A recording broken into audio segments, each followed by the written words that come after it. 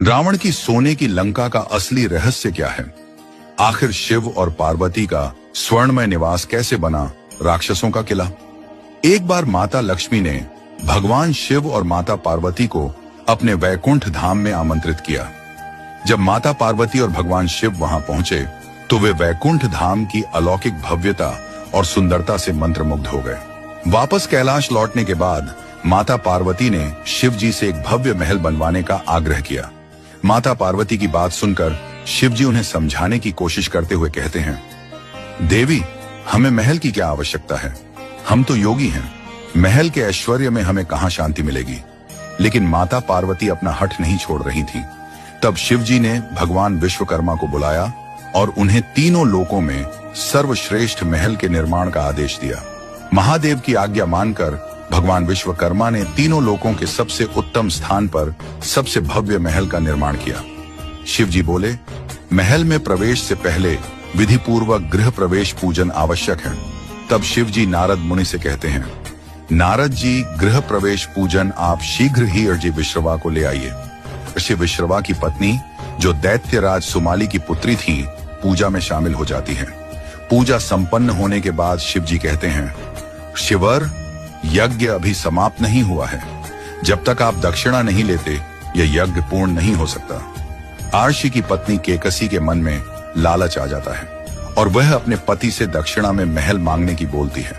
तब अर्षि विश्रवा भगवान शिव से कहते हैं, भगवान, यदि आप मुझे दक्षिणा देना चाहते हैं तो यह सुंदर स्वर्ण महल मुझे दक्षिणा में दें। भगवान शिव उन्हें निराश नहीं करना चाहते थे, इसलिए उन्होंने तथास्तु कहकर महल उन्हें दक्षिणा में दे दिया। इससे माता पार्वती अत्यंत क्रोधित हो गईं और आर्षि विश्रवा को श्राप देते हुए बोली, लोभी ब्राह्मण, तुमने मेरे प्रेम और सपनों के साकार स्वरूप को मुझसे छीनने का दुस्साहस किया है। इसीलिए मैं तुम्हें श्राप देती हूँ कि तुम इस महल का सुख नहीं भोग पाओगे।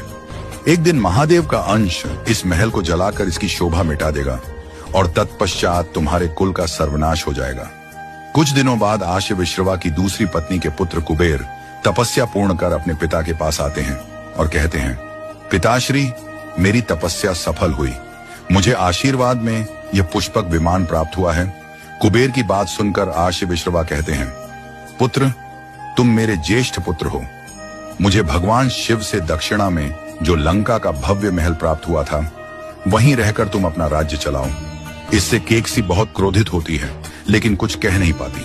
कुछ वर्षों बाद केकसी के पुत्र रावण की तपस्या सफल होती है और उसे सर्वशक्तिमान होने का वरदान प्राप्त होता है। तब वह अपने आश्रम में जाकर माता पिता का आशीर्वाद लेते हैं। तभी केकसी रावण को अपने सौतेले भाई कुबेर से लंका जीतने की बोलती है। माता की बात मानकर रावण लंका जाते हैं और कुबेर से लंका पर अधिकार जमाने की बात करते हैं।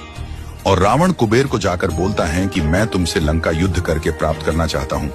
इस पर कुबेर बिना युद्ध किए ही रावण के सामने पराजय स्वीकार कर लेते हैं और लंका छोड़कर चले जाते हैं। तब से लंका पर रावण का अधिकार हो गया और वह लंकापति कहलाए।